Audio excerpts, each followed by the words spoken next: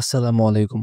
যদি হঠাৎ করে আপনার মধ্যরাতে দাঁত ব্যথা শুরু হয় আর আপনার ঘরে যদি কোনো পেইন কিলার না থাকে অথবা পেইন কিলার আছে কিন্তু আপনি তা ব্যবহার করতে চাচ্ছেন না, তখন আপনি কি করবেন? তখন আপনি ৫টি পদ্ধতিতে এই দাঁত ব্যথার চিকিৎসা করতে পারবেন। আমি আজ আপনাদের সাথে মোট ৫টা চিকিৎসা পদ্ধতি শেয়ার করব, যেগুলোর মাধ্যমে আপনি ঘরে বসেই বা প্রাকৃতিকভাবেই কোনো প্রকার পেইন কিলার খাওয়া ছাড়াই দাঁত ব্যথার চিকিৎসা করতে পারেন।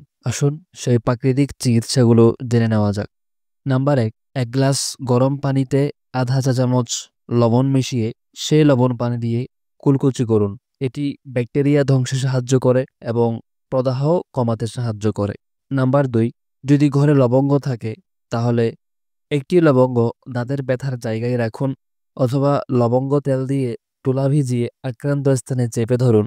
এতে করে আপনার ব্যথা কমে আসবে, কারণ লবঙ্গে আছে ব্যথানাশক উপাদান। নাম্বার ৩, রসুনে আছে অ্যান্টিব্যাকটেরিয়াল গুণ। একটি রসুন কোয়া চিবিয়ে খেতে পারেন বা তেতো করে আক্রান্ত স্থানে লাগাতে পারেন। নাম্বার ৪, ঠান্ডা পুদিনা পাতার চা ব্যথা উপশমে খুবই সহায়ক। এক টুকরো তুলা ঠান্ডা চায়ে ডুবিয়ে ব্যথার স্থানে লাগাতে পারেন। নাম্বার ৫, পেঁয়াজের মধ্যে আছে অ্যান্টিসেপটিক গুণ। পেঁয়াজের অ্যান্টিসেপটিক গুণ ব্যথা কমাতে সাহায্য করে। আপনি চাইলে কাঁচা পেঁয়াজ চিবাতে পারেন অথবা পেঁয়াজকে কেটে আক্রান্ত দাঁতে লাগাতে পারেন। দাঁত ব্যথা নিরাময়ে আপনি ঘরোয়াভাবে এই ৫টি চিকিৎসা পদ্ধতি অ্যাপ্লাই করতে পারেন। এর সাথে সাথে আপনি আরেকটা কাজ করবেন, সেটি হচ্ছে ব্যথার জায়গায় মুখের বাইরের দিকে একটি বরফ মোড়ানো কাপড় দিয়ে ১৫ থেকে ২০ মিনিট চাপ দিয়ে রাখবেন।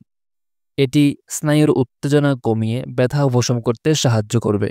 মনে রাখবেন, এই প্রাকৃতিক পদ্ধতিগুলো কিন্তু সাময়িক ব্যথা কমাতে সাহায্য করতে পারে, তবে দাঁতের ব্যথা যদি ১ থেকে ২ দিনের মধ্যে না কমে তাহলে ডেন্টিস্টের কাছে যাওয়া বাধ্যতামূলক। তাহলে বন্ধুরা, আজকে এ পর্যন্তই। সকলে ভালো থাকবেন, সুস্থ থাকবেন এবং ডক্টর টকের সঙ্গে থাকবেন। আল্লাহ হাফেজ।